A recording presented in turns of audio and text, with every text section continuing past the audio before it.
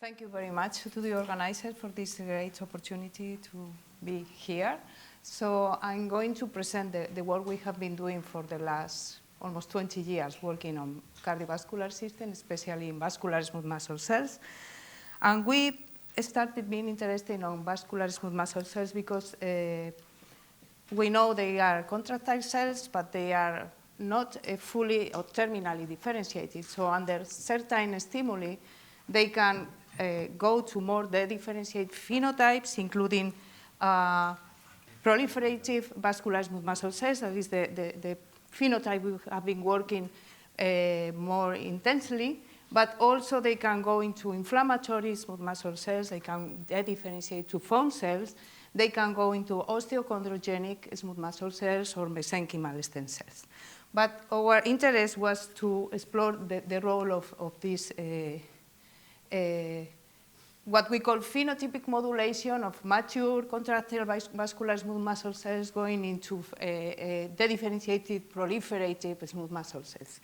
And we know that this is called phenotypic modulation, and the reason we were interested in that is because it represents a big problem, especially in vascular surgery, because it gives rise to what is known as intimal hyperplasia upon several triggering factors that could be chemical, mechanical, most importantly in vascular surgery. The media layer, the vascular muscle cells of the media layer, they differentiate, they are not contractile anymore, they start to migrate, proliferate, and they go into the intimal layer, and eventually they can occlude the vessel. And this is a problem because it is produced by mechanical injury, as in the case of vascular surgery. So you can end up opening a closed vessel with a stent, and then the mechanical injury induced by the stent will lead eventually to restenosis of the vessel. So we know that obviously this phenotypic modulation is happening with a change in gene expression profile. We know that mature cells have contractile proteins. We know that the master regulator of this contractile phenotype is myocardium. That is a transcription factor that induces the expression of all these contractile genes. And when the cells go into phenotypic modulation, they reduce, or those contractile proteins disappear, and they start creating or expressing proteins related to proliferation, migration, and matrix secretion. And we wonder about what was the role of ion channels in all this process. So we did a high throughput study exploring the expression profile of ion channels in two models of phenotypic modulation. One in vivo model, in which we have the injury of the femoral artery of the mice in vivo, and in vitro model in which we compare the contractile, freshly dissociated vascular smooth muscle cells with the expression profile in vascular smooth muscle cell in culture.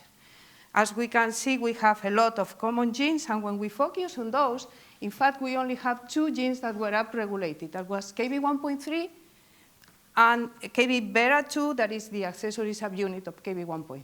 We have a lot of downregulated genes, and we focus on the other KB1 members, and in fact, what we found, it was probably more interesting. It is in the case of contractile phenotype, cells have a predominant expression of KB1.5, and then when they go to phenotypic modulation and they go into a proliferative phenotype, KB1.5 disappear, and the predominant channel is KB1.3.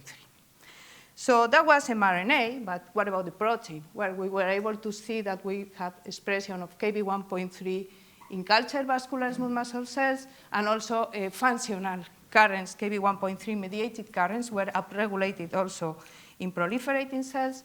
And more interestingly, we saw that both migration and proliferation of vascular smooth muscle cells in culture could be inhibited by selective blockers of KB1.3, such as margatoxin or PAP1. So we have upregulation that was functional in vitro. What about in vivo? Well, we used this endoluminal lesion of the femoral artery of the mice, this model, to induce intimal hyperplastic lesions, as you can see here. And we had these mice with osmotic mini pumps, and they were treated with one of these selective blockers of Kv1.3, which we've been using most of the time, this PAP1.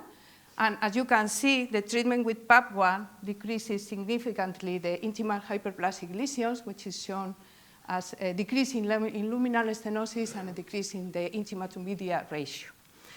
So again, that was fine. We have the protein, we have in vivo, but that was mice.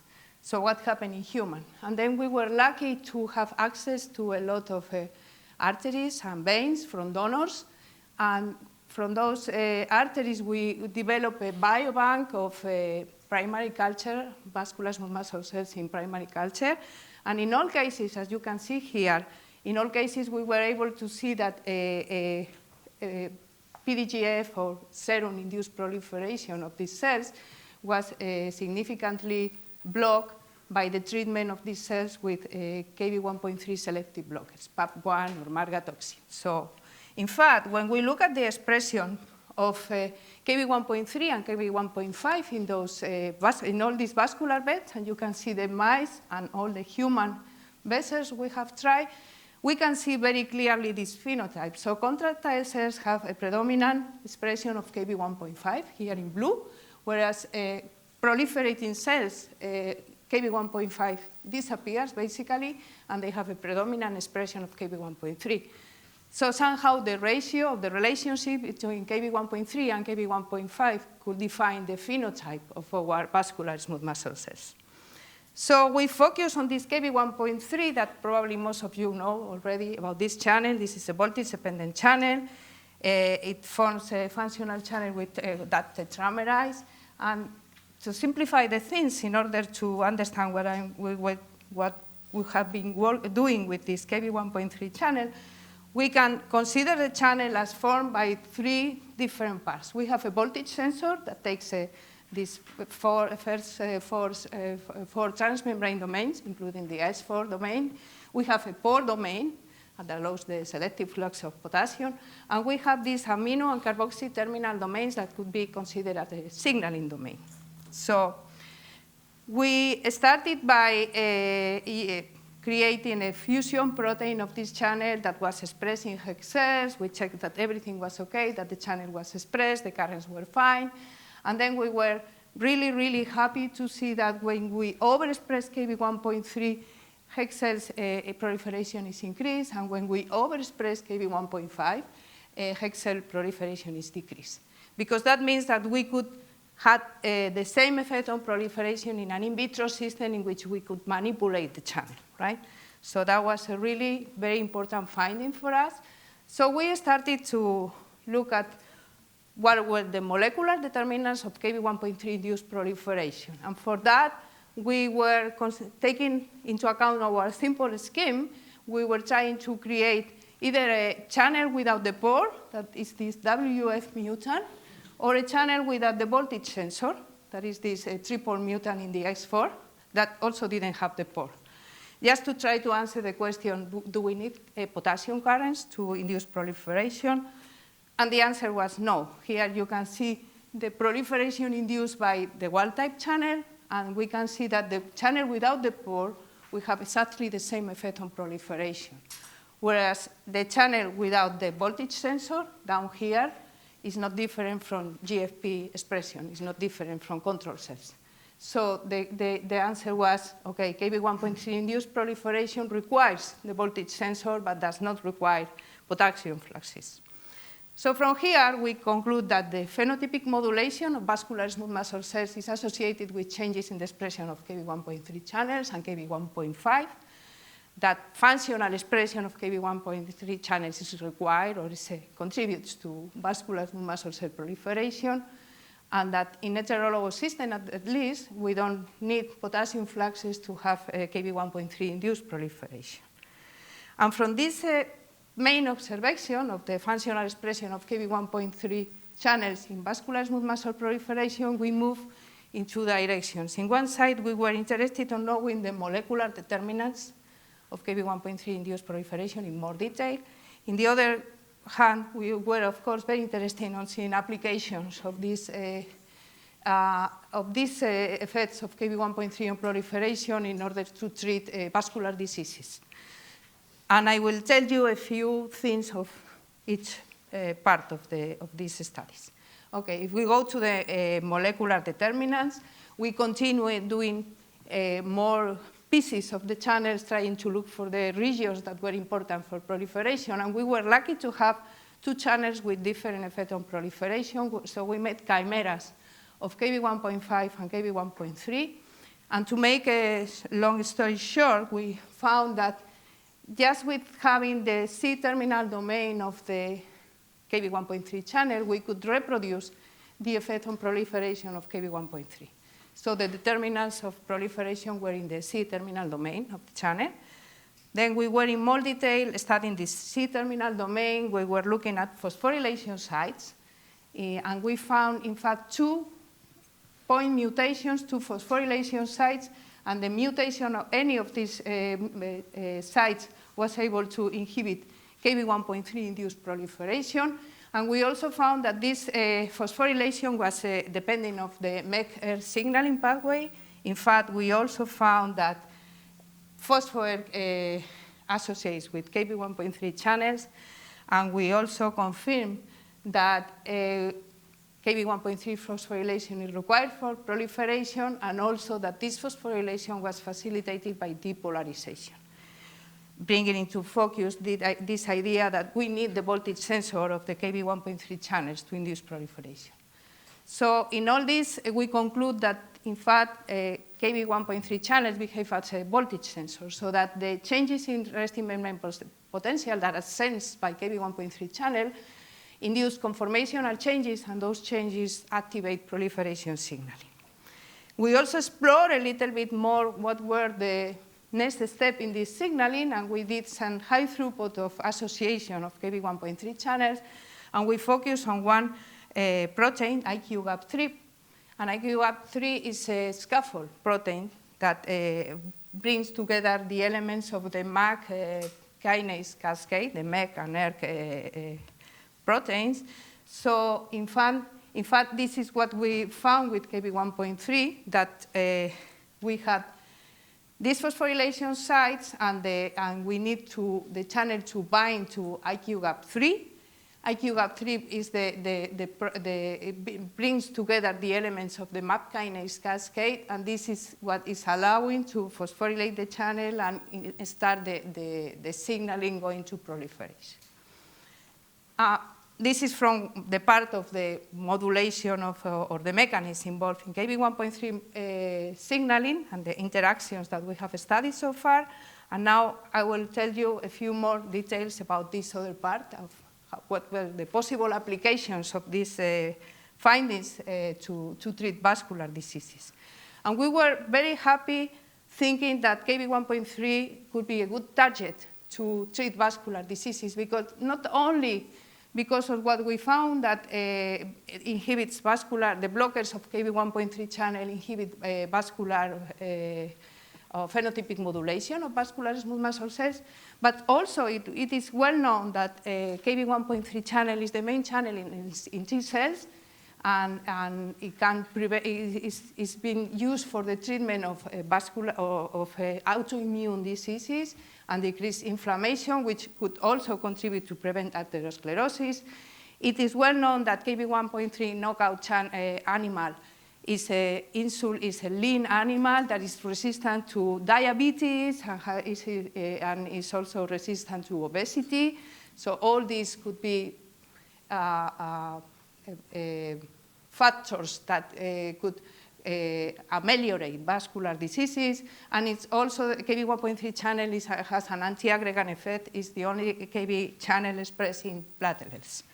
So with all these ideas, we were starting to study the role of Kv1.3 in preventing vascular remodeling in human vessels. And those are these nice, we were using organ culture of either human mammary arteries or human saphenous veins. Those are these really nice Mason trichrome staining, in which we can see the intimal layer, the medial layer, and the adventitia of the vessels. And when we put these vessels into culture with fetal serum, we can see the intimal hyperplasia development shown there by the arrows. And we could see also that in organ culture of human vessels, the treatment with PAP, the Kv1.3 blocker, decreased intimal hyperplasia. This decrease on intimal hyperplasia could be due to decreased proliferation, matrix secretion, or migration of vascular smooth muscle cells. And we explored all these three. We could see that PAP1 blockade inhibits proliferation. We can count less nuclei in the intima of the vessels. We saw also that in human vessels, Kv1.3 blockade inhibits migration. And we also saw a decrease on extracellular matrix secretion. Here we have autofluorescence of the elastin lamina, and we can see how the treatment with PAP1 decreased this expression of elastin. So the point is that, okay, that was working, but the thing is that Kv1.3 expression did not change that much, although it seemed to be a good target. And we were back to the idea, what is the other channel, what is Kv1.5 doing in all this story? Because we were thinking, okay, the big change is Kv1.5. Kv1.5 disappears. And we say, well, it could be that Kv1.5 activates anti-proliferative pathways, as we saw in HEC cells, or it could be that somehow is blocking the effect of Kv1.3 on proliferation in the contractile cells. And we explored that, thinking that the hypothesis is Kv1.5 could be also a contractile gene, as a calponin or smooth muscle actin or myosin and all that. And to do that, well, we got first indirect evidence, because if we look at the expression of myocardin, the master regulator of smooth muscle contractile genes, we can see that as the cells they differentiate, is we go from vessels in culture to vessels treated with serum, or cells in culture, we can see how myocardin levels decrease, and we can see basically the same effect with Kv1.5. More dedifferentiated cells decrease the expression of all these two genes. In fact, there is a really good correlation between the expression of myocardin and the expression of calponin, another known contractile gene, and Kv1.5. Whereas Kv1.3, in fact, it behaves as a housekeeping gene. It doesn't really change that much in all these conditions. So we postulate that what could be happening in the vascular smooth muscle cells is that under contractile situation, we have only Kv1.3 channels, basically Kv1.3 homomultimeric channels, and some Kv1.5, and some Kv1.3. But Kv1.3 heteromultimeric channels are not able to signal proliferation. And it's only when Kv1.5 disappears that Kv1.3 homotetrameric channels can signal proliferation.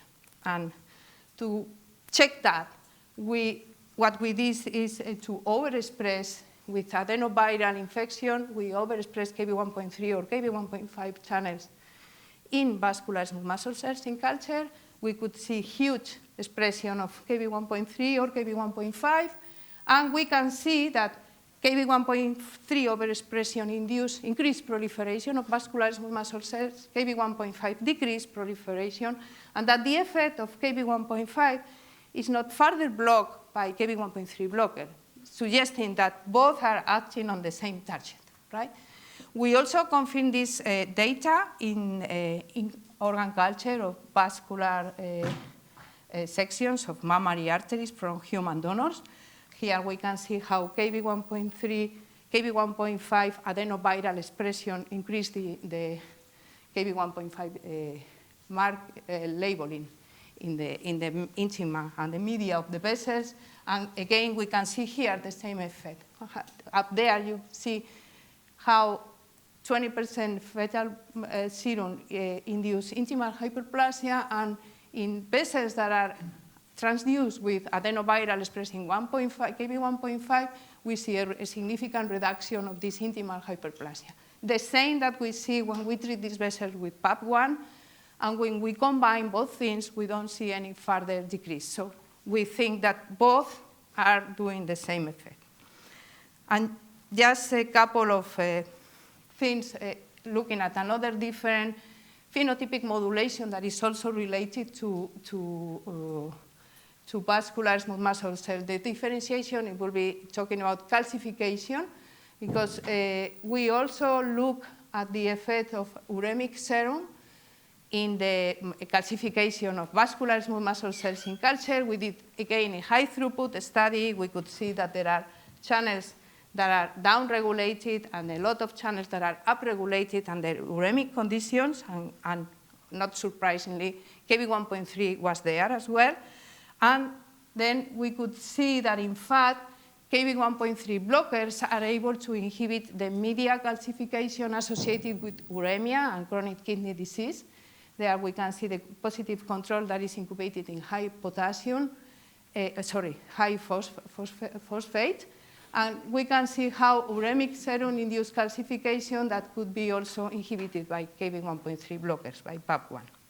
So with that, I will conclude with the results of this part of the applications, that the use of Kv1.3 blockers could be an efficient treatment to prevent intimal hyperplasia in human vessels, that in fact the mechanism involved is that the downregulation of Kv1.5 allows Kv1.3 to have the pro-proliferative effect, that Kv1.3 is upregulated also in the differentiation to osteochondrogenic vascular smooth muscle cells, suggesting that it could be a more initial role of these channels in all these dedifferentiation processes in vascular smooth muscle cells, and of course that this could represent a good target to prevent vascular diseases. This is the people who did the work at the beginning, after a few years, and this is the final picture that the people of the lab, the people that is all the students that have been participating, in white the students that are left now, the PIs and postdocs, and our collaborators from other departments, and of course the funding source, and thank you for your attention.